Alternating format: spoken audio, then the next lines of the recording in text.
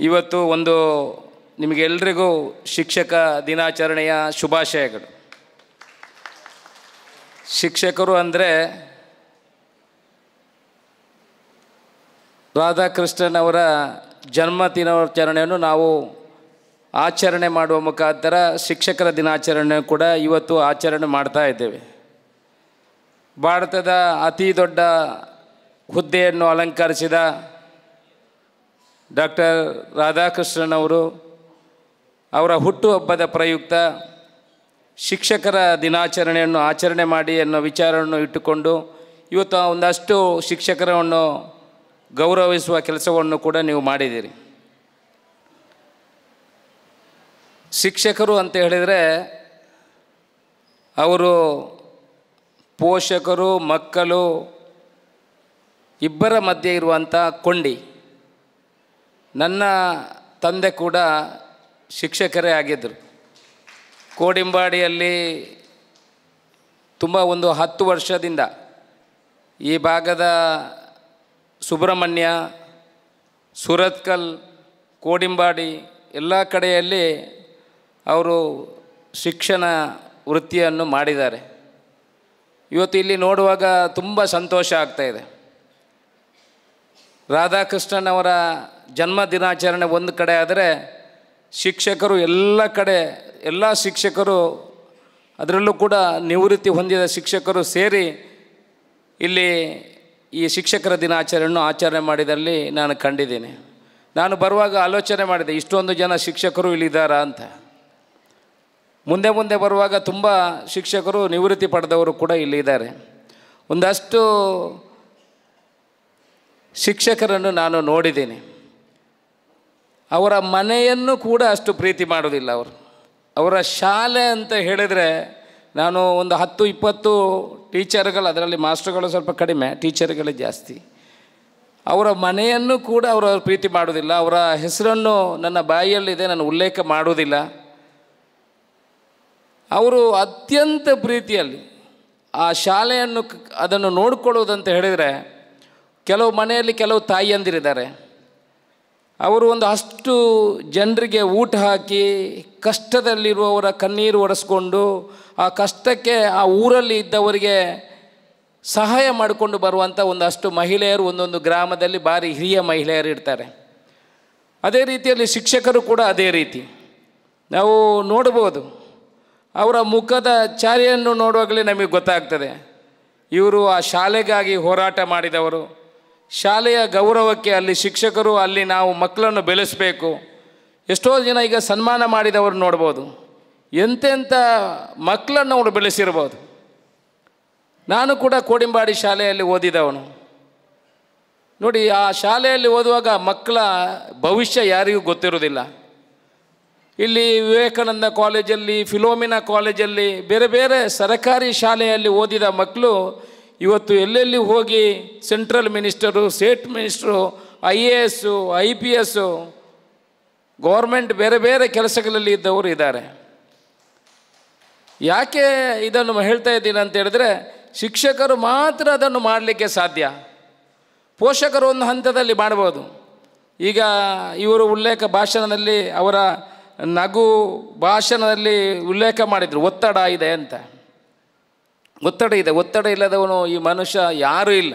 ಎಲ್ರಿಗೂ ಅವರವರ ಇಲಾಖೆಯಲ್ಲಿ, ಅವರವರ ಉದ್ದಿಮೆಯಲ್ಲಿ, ಅವರವರ ಕೆಲಸದಲ್ಲಿ ಒತ್ತಡ ಖಂಡಿತ ಇದೆ. ಒತ್ತಡ ಇಲ್ಲದ ಒಂದು ಜಾಗ ಅಂತ ಹೇಳಿದ್ರೆ ಅದು ಸ್ವರ್ಗ ಅಂತ ಹೇಳ್ತಾರಂತೆ. ಮೇಲುಗಡೆ ಇರುವಾಗ ಒತ್ತಡ ಇಲ್ಲ ಅಂತ ನೋಡಿದವನು ಯಾರೂ ಇಲ್ಲ. ಅಂತೂ ಆ ಎಲ್ಲದನ್ನು ತೆಕೊಂಡು ಹೋಗುವಂಥದ್ದು. ಅನೇಕ ಒತ್ತಡಗಳಿದ್ದರೂ ಅದರಲ್ಲಿ ಮಕ್ಕಳನ್ನು ಬೆಳೆಸುವ ರೀತಿಯಲ್ಲಿ ನಿಮ್ಮದು ಒಂದೇ ಒಂದು ಕೆಲಸ. ನಾನು ಶಾಲೆಗೆ ಹೋಗುವಾಗ ಕೇಳ್ತಾರೆ, ನನಗೆ ಶಾಲೆಗೆ ಅನುದಾನ ಬೇಕು, ಶಾಲೆ ಕಟ್ಟಡಗಳು ಬೇಕು, ಶಾಲೆಗೆ ಬೋರ್ಡ್ ಬೇಕು, ಬೆಂಚ್ ಬೇಕು. ಅವರು ಕೇಳೋದು ಲಾಸ್ಟಿಗೆ ಏನಾದರೂ ಅವರ ಬಗ್ಗೆ ಕೇಳಿದ್ದು, ಯಾವ ಶಾಲೆಗೆ ಹೋಗುವಾಗ ಯಾವ ಶಿಕ್ಷಕರಾಗಲಿ ಯಾವ ಶಿಕ್ಷಕಿಯಾಗಲಿ ಇವತ್ತಿನ ಮಟ್ಟಿಗೆ ನನ್ನ ಸ್ಯಾಲ್ರಿಯನ್ನು ಜಾಸ್ತಿ ಮಾಡಿ ನಮಗೆ ಅನುದಾನವನ್ನು ಬೇರೆ ನಮ್ಮ ಪರ್ಸನಲ್ ವಿಚಾರವನ್ನು ಕೊಡಿ ಅಂತ ನನಗೆ ಯಾರೂ ಕೇಳಿದವರು ಇಲ್ಲ.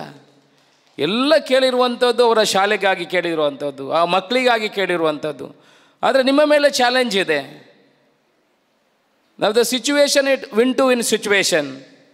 ಪ್ರೈವೇಟ್ ಶಾಲೆಗಳಲ್ಲಿಗೂ ಮಕ್ಕಳ ಪೋಷಕರ ಮನೋಭಾವನೆ ಏನಿದೆ ಅಂತ ಹೇಳಿದರೆ, ಯಾರು ಹುಡುಗ ಅವರ ಮಕ್ಕಳು ಇವತ್ತು ಪ್ರೈವೇಟ್ ಶಾಲೆಗೆ ಹೋದರೆ ಮಾತ್ರ ಅವರು ಒಳ್ಳೆ ರೀತಿಯಲ್ಲಿ ಕಳೀತಾರೆ. ಆ ಮನಸ್ಸಿನ ಭಾವನೆಗಳನ್ನು ತೆಗೆಯುವಂಥ ಕೆಲಸಗಳು ಆಗಬೇಕು. KPS ಶಾಲೆಗಳು ಬರ್ತಾ ಇದೆ. PMC ಶಾಲೆಗಳಿಗೆ 5 ವರ್ಷದಲ್ಲಿ 5 ಕೋಟಿ ರೂಪಾಯಿ ಕೊಡುವಂಥ ಕೆಲಸಗಳು ಆಗ್ತದೆ. ಈವಾಗಲೇ ಒಂದು ಶಾಲೆ ಈಗ PMC ಶಾಲೆಗೆ ಆಯ್ಕೆಯಾಗಿದೆ ಸರ್ವೆಯಲ್ಲಿ. ಇನ್ನು 2 ಶಾಲೆಗಳು ಮುಂದಿನ ದಿವಸಗಳಲ್ಲಿ ಅದು ಲಾಸ್ಟ್ ಹಂತದಲ್ಲಿದೆ. ಅದಂದರೆ ನೀವು ಅಪ್ಲೋಡ್ ಮಾಡಿ ಸಿಗುವಂಥದ್ದು PMC ಶಾಲೆಗಳು. KPS ಶಾಲೆಗಳು ಕೂಡ ನಮ್ಮ ಹತ್ರ 2 ಶಾಲೆಗಳು ಇದೆ. ಮುಂದಿನ ದಿವಸಗಳಲ್ಲಿ ಅದನ್ನು ಕೂಡ ಮೇಲ್ದರ್ಜೆಗೆ ಏರಿಸುವಂಥ ಕೆಲಸಗಳನ್ನು ಮಾಡಬೇಕು. ನಮ್ಮ ಎಲ್ಲ ಶಾಲೆಗಳಲ್ಲೂ ಕೂಡ ಇಂಗ್ಲೀಷ್ ಮಾಧ್ಯಮವನ್ನು ಕಲಿಸುವಂಥ ಕೆಲಸಗಳು ಆಗಬೇಕು. ನಮ್ಮ ಹುಡುಗರು ಮಕ್ಕಳು ಇಂಗ್ಲೀಷಿನಿಂದ ವಂಚಿತರಾಗಬಾರ್ದು ಅಂತ ನಮ್ಮ ಅನಿಸಿಕೆ. ನಾನು ಪದೇ ಪದೇ ಶಿಕ್ಷಣ ತಜ್ಞರ ಹತ್ರ, ಶಿಕ್ಷಣ ಸಚಿವರ ಹತ್ರ ಮಾತಾಡುವಾಗ ಹೇಳ್ತೇನೆ, ನಾವು 1ನೇ ಕ್ಲಾಸಿಂದ ಈವಾಗಲೇ 2 ಇಂಗ್ಲೀಷ್ ಮೀಡಿಯಂ LKG UKG ಶಾಲೆಗೆ ನಮ್ಮ ತಾಲೂಕಿನಲ್ಲಿ ಅನುಮತಿ ಕೊಡುವಂಥದ್ದಾಗಿದೆ. ಮುಂದಿನ ದಿವಸಗಳಲ್ಲಿ ಎಲ್ಲ ಇನ್ನಷ್ಟು ಒಂದು 10-20 ಶಾಲೆಗಳಲ್ಲಿ ಈವಾಗಲೇ LKGಯನ್ನು UKGಯನ್ನು ಅವರ ಸ್ವಂತ ದುಡ್ಡಿನಲ್ಲಿ STMC ಅವರನ್ನು ಸೇರಿಸಿಕೊಂಡು ಮಾಡುವಂಥ ಕೆಲಸಗಳನ್ನು ಮಾಡಿದ್ದಾರೆ. ಅನುಮತಿಯನ್ನು ಕೇಳ್ತಾ ಇದ್ದಾರೆ. ಅನುಮತಿಯನ್ನು ಸರ್ಕಾರ ಹಂತ ಹಂತವಾಗಿ ಕೊಟ್ಟು ಎಲ್ಲ ಶಾಲೆಗಳಲ್ಲೂ ಕೂಡ ಎಲ್ಲ ಮಕ್ಕಳಿಗೂ ಇಂಗ್ಲೀಷ್ ಕಲಿಯುವಂಥದ್ದನ್ನು ಆಗಬೇಕು ಅನ್ನೋ ವಿಚಾರ ನಮ್ಮೆಲ್ಲ ಮನಸ್ಸಿನಲ್ಲಿದೆ. ಕ್ವಾಲಿಟಿ ಎಜುಕೇಷನ್ನು ಕೊಡುವಂಥದ್ದು ಆಗಬೇಕು. ನೀವು ಒಂದು ವಿಚಾರ ನಮ್ಮ ಮನಸ್ಸಿನಲ್ಲಿರಬೇಕು, ಯಾವುದೇ ತಂದೆ ತಾಯಿ ಪೋಷಕರು ಕ್ವಾಲಿಟಿ ಎಜುಕೇಷನ್ ಸಿಗ್ತದೆ ಅಂತ ಹೇಳಿದ್ರೆ ತನ್ನ ಮಕ್ಕಳನ್ನು ಬಸ್ಸಿನಲ್ಲಿ ಕಲಿಸುವ ಅವಶ್ಯಕತೆ ಖಂಡಿತ ಇಲ್ಲ. ಅವರೇ ಸ್ವಂತ ತಂದು ನಮ್ಮ ಸರ್ಕಾರಿ ಶಾಲೆಗಳಿಗೆ ಅವರನ್ನು ಬಿಟ್ಟು ಹೋಗುವಂಥ ಪರಿಸ್ಥಿತಿ ಮುಂದಿನ ದಿವಸಗಳಲ್ಲಿ ಬರಬೇಕು ಅಂತ ನನ್ನ ಆಸೆ. ಇನ್ಫ್ರಾಸ್ಟ್ರಕ್ಚರ್ ಡೆವಲಪ್ಮೆಂಟಿಗೆ ಬೇಕಾದಷ್ಟು ದುಡ್ಡು ಬರ್ತಾ ಇರ್ತದೆ. ಶಾಲಾ ಟೀಚರ್ಗಳನ್ನು ಸಬ್ಜೆಕ್ಟ್ ವೈಸ್ ಅಪಾಯಿಂಟ್ಮೆಂಟ್ ಮಾಡುವ ವಿಚಾರಗಳನ್ನು ಕೂಡ ಚರ್ಚೆಗೆ ತೆಗೊಂಡಿದ್ದೀವಿ. ಮ್ಯಾಥ್ಸ್ ಟೀಚರು ಮ್ಯಾಥ್ಸ್ ಪಾಠವನ್ನೇ ಮಾಡಬೇಕು, ಇಂಗ್ಲೀಷ್ ಟೀಚರು ಇಂಗ್ಲೀಷ್ ಪಾಠವನ್ನೇ ಮಾಡಬೇಕು, ಸೈನ್ಸ್ ಟೀಚರು ಸೈನ್ಸ್ ಪಾಠವನ್ನೇ ಮಾಡಬೇಕು ಅನ್ನುವಂಥ ಪರಿಕಲ್ಪನೆಗಳು ನಮ್ಮ ಮುಂದಿದೆ.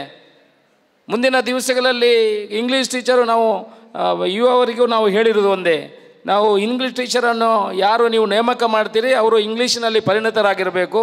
ಆ ಶಾಲೆ ಒಟ್ಟಾರದಲ್ಲಿ ನಾವು ಇಂಗ್ಲೀಷ್ ಮಾತಾಡುವಂಥದ್ದಾಗಬೇಕು. ಮಕ್ಕಳಿಗೆ ನಾವೇನು ಕನ್ನಡ ಬೇಡ ತುಳು ಬೇಡ ಅಂತ ಅದಕ್ಕೆ ವಿರೋಧಿ ಅಲ್ಲ. ಆ ಭಾಷೆ ನಮ್ಮ ಜೊತೆಯಲ್ಲಿದೆ. ನಮ್ಮ ಮಕ್ಕಳು ಬೇರೆ ಕಡೆ ಹೋಗುವಾಗ ಅವರಿಗೆ ಜಾಬ್ ಇಲ್ಲದ್ರೆ ಎಜುಕೇಷನ್ ಯಾವ ವಿಚಾರಗಳಿದ್ದರೆ ಬೇರೆ ಭಾಷೆಗಳನ್ನು ಕಲಿಯುವ ಅವಶ್ಯಕತೆ ಇದೆ. ಅದರಲ್ಲೂ ಈ ಭಾಗದಲ್ಲಿ ತುಂಬ ಮಕ್ಕಳು ಆ ಇಂಗ್ಲೀಷ್ ನಾಲೆಜಿನಿಂದ ಹಿಂದೆ ಬಿದ್ದಿದ್ದಾರೆ. ಬಹುಶಃ ನಿಮ್ಮ ಸ್ವಾರ್ಥ ಏನೂ ಇಲ್ಲ. ಮಾಸ್ಟ್ರುಗಳು ಟೀಚರುಗಳು ಅಂತ ಹೇಳಿದರೆ ಅವರು ಇಡೀ ಅವರ ಜೀವನವನ್ನು ಅವರ ಸಮಯವನ್ನು ಖಂಡಿತ ಇಲ್ಲಿದ್ದವರೆಲ್ಲ ಕೂತವರು ನಿಮ್ಮ ಪೂರ್ತಿ ಸಮಯವನ್ನು ಶಾಲೆಗಳಿಗೆ ಮಕ್ಕಳಿಗೆ ಆ ಪ್ರೀತಿಯಲ್ಲಿ ನೋಡಿಕೊಳ್ಳುವಂಥದ್ದು. ನಿಮ್ಮದು ಎಷ್ಟೇ ಒತ್ತಡ ಇದ್ದರೂ ಆ ಮಕ್ಕಳ ಮೇಲೆ ಪ್ರೀತಿಯಿಂದ ನೋಡಿಕೊಳ್ಳುವಂಥ ವಿಚಾರವನ್ನು ನಾನು ಕಂಡಿದ್ದೀನಿ. ನಿಮಗೆಲ್ಲ ನೀವು 30 ವರ್ಷ 35 ವರ್ಷ ಅವರ ಸೇವೆಯನ್ನು ಸಲ್ಲಿಸಿದ ಅಧ್ಯಾಪಕಿಯರು ಈಗ ಬಂದಿದ್ದಾರೆ. ಅವರ ಸೇವೆ ಎಷ್ಟಿರ್ಬೋದು, ಎಷ್ಟು ಮಕ್ಕಳನ್ನು ಬೆಳೆಸಿರ್ಬೋದು, ಎಷ್ಟು ಜನ ಎಲ್ಲೆಲ್ಲಿ ಮುಟ್ಟಿರ್ಬೋದು. ಇದೆಲ್ಲ ನೀವು ಮಾಡಿದಂಥ ಸೇವೆ. ಇನ್ನು ಮುಂದೆ ಕೂಡ ನೀವು ರಿಟೈರ್ಡ್ ಆದರೂ ಕೂಡ ನಾನು ಅವರಿಗೆ ಹೇಳೋದು ಒಂದೇ, ನಿಮ್ಮ ಹತ್ರ ಪೊಟೆನ್ಷಿಯಾಲಿಟಿ ಇದೆ, ನಿಮ್ಮ ಹತ್ರ ಜೀನಿಯಸ್, ನಿಮ್ಮ ಹತ್ರ ಅಷ್ಟೊಂದು ವಿಚಾರಗಳು ನಿಮ್ಮ ಮನಸ್ಸಿನಲ್ಲಿದೆ. ಅದನ್ನು ದಯಮಾಡಿ ವ್ಯರ್ಥ ಮಾಡಬೇಡಿ. ಏನಾದರೂ ಸಾಯಂಕಾಲ ಆದರೂ ಒಂದು 10 ಮಕ್ಕಳಿಗೆ ಪಾಠ ಹೇಳುವ ಮುಖಾಂತರ ನಿಮಗೂ ಮನಸ್ಸಿನಲ್ಲಿ ಒಂದು ಆನಂದ, ಒಂದು ನಿಮ್ಮ ಟೆನ್ಷನ್ ಒತ್ತಡ ಏನಿದೆ ಅದು ಕಡಿಮೆ ಆಗ್ತದೆ. ನಿಮ್ಮ ಮನೆಯಲ್ಲಿ ಆದರೂ ನಿಮ್ಮಲ್ಲಿರುವಂಥ ವಿದ್ಯೆ ಏನಿದೆ ಅದನ್ನು ಮಕ್ಕಳಿಗೆ ಕೊಡುವಂಥ ಕೆಲಸ ಮುಂದಿನ ದಿವಸಗಳಲ್ಲಿ ಆಗಲಿ. ಇವತ್ತು ಒಳ್ಳೆಯ ಶಿಕ್ಷಕರ ದಿನಾಚರಣೆಯನ್ನು ಆಚರಿಸುವಂಥ ಕೆಲಸಗಳು ಆಗ್ತಾಯಿದೆ. ಒಳ್ಳೆಯ ಒಂದು ಕಾರ್ಯಕ್ರಮ, ಅದರಲ್ಲೆಲ್ಲ ನೀವು ಭಾಗಿಯಾಗಿದ್ರಿ. ನಿಮಗೆಲ್ಲ ದೇವರು ಆರೋಗ್ಯ, ಆಯುಷ್ಯ, ಐಶ್ವರ್ಯ, ಮನಃಶಾಂತಿ ನಿಮಗೆ ಕೊಡಲಿ. ಎಷ್ಟೋ ಮಕ್ಕಳನ್ನು ಬೆಳೆಸಿರ್ಬೋದು. ನನ್ನನ್ನು ಬೆಳೆಸಿದಂಥ ಟೀಚರ್ಗಳು ನಮ್ಮ ಶಾಲೆಗಳಲ್ಲಿ ನಮ್ಮ ಊರಲ್ಲಿ ಇವತ್ತು ಕೂಡ ಇದ್ದಾರೆ. ನಾವು ಅವರ ಮಾತನ್ನು ಅವರ ಹೆಸರನ್ನು ಕೇಳುವಾಗ ಕೂಡ ಇವಾಗಲೂ ಆ ಮಾಸ್ಟರ್ ಅಂತ ನಮಗೆ ಮನಸ್ಸಿನಲ್ಲಿ ಒಂದು ಗೌರವ ಬರ್ತದೆ. ಟೀಚರುಗಳು ಅಂತ ಹೇಳಿದ್ರೆ ತಂದೆ ತಾಯಿಗಳಿಗೆ ಗೌರವ ಕೊಡೋದು ಅಂತ ಆದರೆ ಟೀಚರ್ಗಳ ಹೆಸರು ಕೇಳುವಾಗ ಅದು ಅವರು ಎಷ್ಟೇ ದೊಡ್ಡವನಾಗಲಿರಲಿ ಆ ಟೀಚರ ಅಂತ ಹೇಳ್ತಾರೆ. ಅವನ ಮನಸ್ಸಿನಲ್ಲಿ ಆ ಭಾವನೆಗಳು, ಹಿಂದಿನ ಭಾವನೆಗಳು ಬರ್ತದೆ. ಆ ಶಕ್ತಿ ನಿಮ್ಮ ಹತ್ರ ಇದೆ. ಇವಾಗ ಬರುವಂಥ ಟೀಚರ್ಗಳಲ್ಲಿ ಕೆಲವು ವ್ಯತ್ಯಾಸಗಳು, ಕೆಲವು ವಿಚಾರಗಳು ನಮ್ಮ ಗಮನಕ್ಕೆ ಬರ್ತದೆ. ಆದರೆ ಎಲ್ಲರೂ ಒಂದೇ ಮನಸ್ಸಿನಿಂದ ಶಿಕ್ಷಣ ಸಂಸ್ಥೆ ಸಮಾಜ ಅನ್ನುವ ದೃಷ್ಟಿಯಿಂದ ಖಂಡಿತ ಕೆಲಸ ಮಾಡುವಂಥ ಅವಶ್ಯಕತೆಗಳಿದೆ ಅಂತ ನಾನು ಭಾವಿಸ್ತೇನೆ. ಜೊತೆಯಲ್ಲಿ ಇವತ್ತು ನೀವೆಲ್ಲ ಸೇರಿದ್ರಿ, ಎಲ್ಲರಿಗೂ ಶುಭ ಹಾರೈಕೆ ಮಾಡುತ್ತಾ ನನಗೆ ಇನ್ನೆರಡು ಕಾರ್ಯಕ್ರಮಗಳಿಗೆ ಹೋಗಿದೆ, ಮಂತ್ರಿಗಳು ಬಂದಿದ್ದಾರೆ. ನಾನು ಇವಾಗಲೇ ಅಲ್ಲಿ ಇರಬೇಕಿತ್ತು, ಆದರೆ ಶಿಕ್ಷಕರಿಗೆ ಒಂದು ಸನ್ಮಾನ ಮಾಡುವಂಥ ಅವಕಾಶಕ್ಕೆ ನನಗೆ ಸಿಕ್ಕಿದ್ದು ನನ್ನ ಭಾಗ್ಯ ಅಂತ ತಿಳ್ಕೊಂಡು ನಾನು ಇಲ್ಲಿ ನಿಂತಿದ್ದೇನೆ. ನಿಮಗೆಲ್ಲ ಶುಭವಾಗಲಿ, ದೇವರು ಒಳ್ಳೇದು ಮಾಡಲಿ ಅಂತ ಶುಭ ಹಾರೈಕೆಗಳಿಂದ ನನ್ನ ಮಾತನ್ನು ಮುಗಿಸ್ತೀನಿ. ಜೈ ಹಿಂದ್. ಸುದ್ದಿ ಚಾನಲ್, ಕ್ಷಣ ಕ್ಷಣದ ಸುದ್ದಿಗಾಗಿ.